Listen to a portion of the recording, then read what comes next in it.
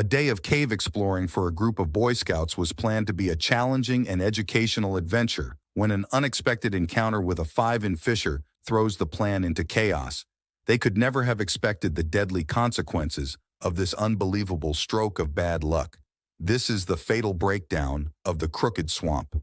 Caving tragedy. It was March 27, 1982, and Donald Wellner was excited about the adventure he had planned for the day. He and his two sons, Christopher and Roger, were going to be leading a Boy Scout group in a day of cave exploration. As a scoutmaster, Donald had taken his scout troop on several caving activities over the past year, so they knew the kind of day that lay ahead. The family met up with the other scoutmaster who would be teaming up with Donald for the day. In total, they had 12 boys to look after and would set the group rules right away. They needed to stay together in the main rooms, never leave their buddy while looking around, and only attempt passages that had been cleared by the scoutmasters. The passages of the Crooked Swamp cave system in New Jersey were notoriously narrow, but Donald and Jim weren't too worried. The boys were all much smaller than the two men, so they would lead the way for any exploration if they could make it. Then the boys could too. Maps of this cave show many narrow passages with low ceilings, where the clearance is only 1 foot. Some of the scouts were pretty excited about squeezing through these tough sections, while others were feeling more nervous about the cluster eustophobia conditions. Donald had taken several groups out to similar caves, so he knew the different responses that the kids might have to such conditions. And he and Jim were prepared to help everyone have a safe experience after hiking out to the cave. The entrance was quite unassuming. If you didn't know what you were looking for, you would probably walk right past it. The opening was only 16 in high and 28 in wide, so if you were feeling unsure about tight squeezes, this would certainly be the first test for each person in the group. It was 2 on that Saturday when they entered the cave. The main path to the first room was relatively large for this cave system. The room height was between 8 and 11 ft high. This gave enough breathing space for the boys to spread out a little in an area that was around 300 square ft, with a few larger paths leading off of this room. Donald was on the east end of the room, and Jim was supervising the west side. There were several smaller tunnels leading off from the main room, but the men weren't sure which were known paths and which would have been too small to navigate. Donald decided to check a tunnel that might connect to the next section of the cave system. He planned to check it out to confirm that it would be a good one for the scouts to try. Donald was fairly slim at 5'11" and tall, weighing 160 lb. His two sons followed close behind him to report back if he was able to get through to a bigger room or join the next cave system. Donald was familiar with the stress of a tight squeeze, so he was prepared to push through a narrow spot SP in order to arrive in an interesting opening of the cave. He pulled himself along in a fairly tight area that was 18 in by 20. And it wasn't so tight that he couldn't move along, but he was restricted from moving his arms back, and he couldn't lift his head well. To see ahead, the tunnel was covered with slick mud, and it helped Donald slide forward when things were tight. He reported back to his sons as he moved along the path he was following, turned to the right, so he reached out to pull himself along when he suddenly felt the ground disappear below him as he slid down into a tight crevice. The slippery mud made it impossible to catch himself and stop the out-of-control slip. It wasn't that he fell a great distance. It was only a few feet below the main path, but this keyhole-shaped tunnel narrowed into a tight wedge at the bottom. Donald yelled out to his sons to stop while he assessed his situation. His arms were trapped down at his sides, so he couldn't find a way to leverage himself back up. The path angled down 30 degrees, which had gravity working against him. The slippery mud caused his body to settle more and more into the tiny 5-in wide crevice at the bottom of the passage. Each time he tried to push himself backwards, the rocks seemed to tighten around his body. It only took a few minutes to figure out that he wouldn't be able to get himself out alone. He asked Christopher to grab his feet and try to pull him backwards. He thought that with a little assistance, he could free his arm and reach back to grab one of the jagged rocks he'd passed. Christopher struggled to get a grip on his dad's muddy shoes in the tight confines of the tunnel. After several attempts by Donald and the boys to free him from the wedge, he told them to back out of the tunnel and get Scoutmaster Jim. They were certainly feeling the stress of the situation, but were confident that an adult would be able to help their dad out of this crack. Jim made his way into the restrictive tunnel and found the exposed legs of Donald sticking out of a turn in the passage. He was angled down at a 30-degree angle, which made it really hard to pull him out of the trap. Each time Jim pulled his legs, Donald could feel the cave tighten around his body as Jim released his legs. The pressure eased and he slid forward back into the crevice. After some back-and-forth efforts, Jim realized he would need help to get Donald free.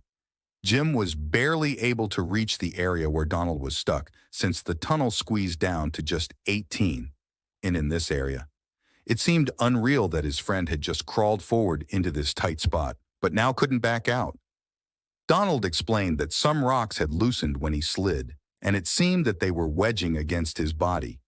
Each time Jim pulled him back toward the passage, the rock slid forward and blocked the exit hole, squeezing Donald's body.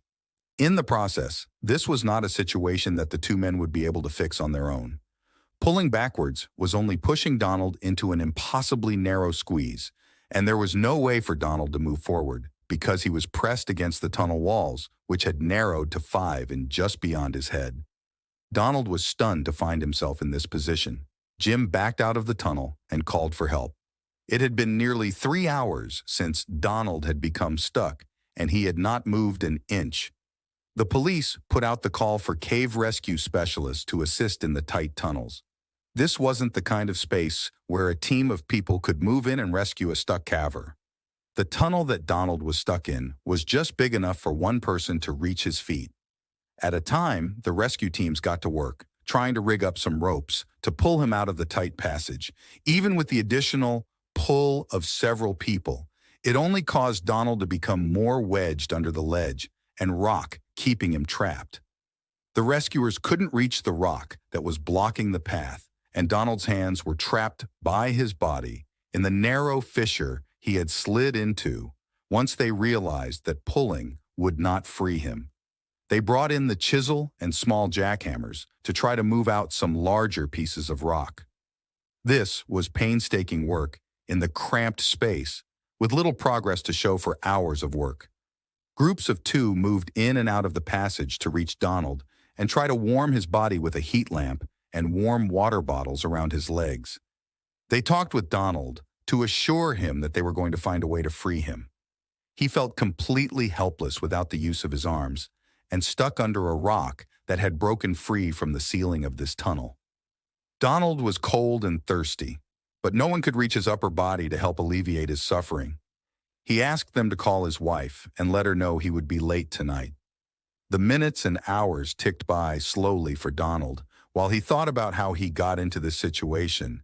It's hard to grasp the isolation he must have felt in that small pocket of space, completely immobilized, physically trapped in every way possible, while being able to freely think, breathe, and talk. It was a frustrating nightmare that seemed to drag on and on. Cavers, who knew the system well, were aware that the other cave met this tunnel just near where Donald was stuck. They entered from the other side and explored until they found a passage that led directly to this tiny tunnel, but only the smallest cavers could squeeze into this passage. 2 sisters who joined the rescue effort were exactly what was needed to reach Donald Lynn. And Nancy Taylor were experienced cavers, whose parents had led the way through a lifetime of cave exploration. They were also members of the National Cave Rescue Commission. They were 24 and 25 years old, but their size was the most important advantage they brought to the situation. Nancy was 5'2" and used her tiny frame to wiggle through the extremely small passages in Cave 2. She reached the area where they linked together, but it was a mere 5 in wide in this location. Reaching as far as she possibly could, she was unable to reach Donald's head. It was a winding, cramped little opening that kept her about 2 ft away from reaching him. They were devastated to see that reaching him from that side was not going to be possible. This left the rescue team unable to offer him warm water or nourishment of any kind. Clearly, the timeline for a rescue just got shorter all through Saturday night. They tried one way and then another to free him. But it was clear Donald would not be pulled back out nor moved forward. They would have to try something else, knowing that time was limited. They called in a different kind of rescue team. They started digging, hoping to break through to the part of the tunnel where Donald was stuck. It took the entire day on Sunday to get close to the right depth. Unfortunately, they were about 12 feet away from the target tunnel. They continued to try to reach him by digging laterally to find a way to connect to the passage. By Sunday night, he had been trapped for 36 hours in a downward angle position. It was only 57 degrees inside the caves, and attempting to keep him warm was a serious challenge. Up to this point, they had been using a heat pump to blow warmer air toward him and some hot water bottles touching his legs where he was exposed. This was the best they could do, since a very limited portion of his body was exposed on their end. Unfortunately, this air heat is no match for the cold stone that was pressed against his body. The risk of exposure and hypothermia is greatly increased in situations where cavers are touching the rock surface. Late on Sunday, at nearly 2 a.m, they heard grunting responses from Donald. They knew that he was suffering from hypothermia, but he was still alive. This inspired the rescue team to redouble their digging efforts to reach his tunnel. By Monday morning, they were getting close, but encountered extremely difficult bedrock areas that were impossible to simply dig through. They were starting to think that Donald might not survive this effort. It had been nearly 2 days of being trapped with no food, no water, and constant cold exposure. A nurse was sent down the main tunnel with a handheld Doppler machine and EKG to determine Donald's status. She was unable to get a pulse with either instrument, but she only had access to his cold legs below the knee. It would not be a 100% confirmation of whether he was still hanging on or not, because the core organs can still function long after the extremities have stopped registering a pulse. Knowing that the situation had just become more dire, they moved to use the most extreme methods available, including dynamite. It was risky, but if they didn't get to him quickly, there was absolutely no chance of his survival. On Tuesday morning, they had finally reached his location, and a doctor was sent down to confirm what was long suspected: Donald Wellner had died. He just could not survive 72 hours in these extreme conditions. The team continued their work to recover his body, though this would not be a simple task once they actually reached his location. It still took an entire day to recover his body. The passages were jagged, and the ropes and slings were not a simple lift to get him free. The 150-person rescue team put in a heroic 80-hour effort to rescue Donald Wellner. Despite their best efforts, the freakish nature of this accident prevented Donald from escaping the grip of the cave. His autopsy later confirmed that he died of hypothermia and exposure. Sometime between Sunday night and Monday morning, he survived these grueling conditions for at least 36 hours. And maybe as long as 48 hours after Donald's death, the cave system was locked for limited access. A conservative